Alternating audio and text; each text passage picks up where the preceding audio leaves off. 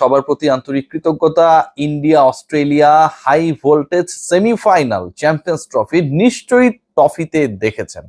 বাংলা ইংলিশের ধারাভাষ্যের সাথে ইনিংস ব্রেকে পুরস্কার জেতার সুযোগটাও নিশ্চয়ই আপনারা দিয়েছেন। চলছে champions trophy and finally ICC ইভেন্টে অস্ট্রেলিয়াকে নকআউট স্টেজে সর্বোচ্চ রান তাড়া করে কোন একটা দল হারালো। সেই দলটা হচ্ছে টিম ইন্ডিয়া, যারা আহমেদাবাদের ফাইনালে 50 ওভারি ক্রিকেটে 50 ওভারের বিশ্বকাপে 2023-এ পরাজিত হয়েছিল ঘরের মাঠে। শেষ পর্যন্ত কাছে গিয়েও শিরোপা স্পর্শ করা হয়নি 2011-র পর। সেই ইন্ডিয়া 2023 বিশ্বকাপের পরবর্তী যে আইসিসি ইভেন্ট 50 ওভার্সের, সেটাতে সেমিফাইনাল থেকে অস্ট্রেলিয়াকে বিদায় করে দিল এবং অস্ট্রেলিয়া এই বিদায়ের মাধ্যমে নিশ্চিত করলো যে India is the finalist of champions trophy. What a Virat Kohli show. 30 রানের মধ্যে প্রথম উইকেটে যখন পতন ঘটলো ভারতের, তুলনামূলকভাবে কিন্তু টার্গেটটা চ্যালেঞ্জিং, কারণ দুবাই ইন্টারন্যাশনাল ক্রিকেট স্টেডিয়ামে খেলা হচ্ছে, এটা খেলা হচ্ছে না রাওয়ালপিন্ডি বা লাহোরে। তারপরে বিরাট কোহলি নামলেন 50, 100, 150, 200 পেরিয়ে দলীয় রান যখন 225, তখন বিরাট কোহলি বিদায় নিলেন। তাদের জয়ের জন্য প্রয়োজন 45 বলে 40 রান। কোহলি তার পুরো ইনিংসের সবচেয়ে বাজে শটটাই তখন খেললেন। পুরো ম্যাচ কোহলি যেভাবে ডমিনেট করেছেন, একটাই শুধু অপেক্ষা ছিল, পুরো ম্যাচ শেষে ওই একটাই আক্ষেপ, বিরাট কোহলি তার 52তম ওডিআই শতকটা পাচ্ছেন কি?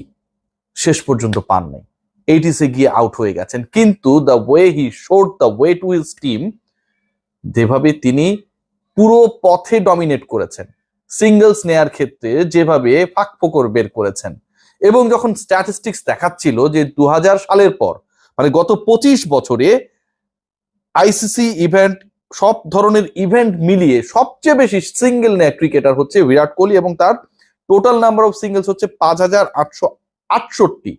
প্রায় 6000 সিঙ্গেল নিয়েছেন। তার মোট রানের ওয়ানডেতে 6000 runs around from the singles. অবিশ্বাস্য, এক কথায় অবিশ্বাস্য। বিরাট কোহলি এই ম্যাচে সেঞ্চুরি পান নাই, বাদ বাকি সবই করেছেন। ভারতকে জেতানোর ক্ষেত্রে পুরো পথটা তিনি তৈরি করতে পেরেছেন।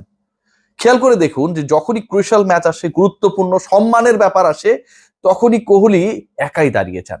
আমি যদি খেয়াল করি ভারতের পাকিস্তানের বিপক্ষে ম্যাচ, এবং সেই ম্যাচকে ঘিরে কি উত্তাপ, বিরাট কোহলি শতক হাঁকিয়ে জয়ের পথ দেখালেন টিম ইন্ডিয়াকে।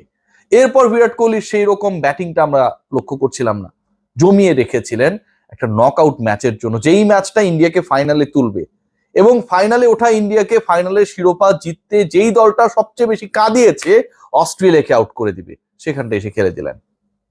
24তম আইসিসি ইভেন্টে 50 ওয়ানডে ইভেন্টে আফটার সচিন তেন্ডুলকার, ভাবা যায়। এবং এটা এখন টপ। অস্ট্রেলিয়াকে আইসিসি ইভেন্টের নকআউট স্টেজে সর্বোচ্চ রান তাড়া করে জয়ের রেকর্ড।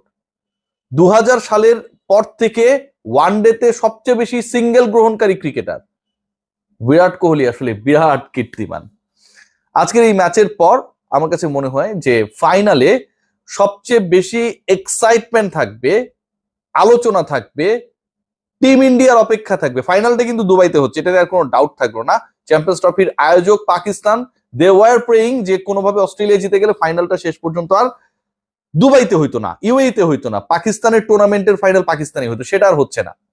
কিন্তু এখন এক্সাইটমেন্টের ব্যাপার যে কোন দলটা ফাইনালে ইন্ডিয়ার প্রতিপক্ষ হয়, নিউজিল্যান্ড ও সাউথ আফ্রিকা, যেই দলই হোক, ওয়ানডে টুর্নামেন্টের ফাইনালে গিয়ে আরো একবার কি টিম ইন্ডিয়া পা হড়কাবে, নাকি 2023-এর জ্বালা মেটাবে দুবাইয়ের মরুদ্যানে।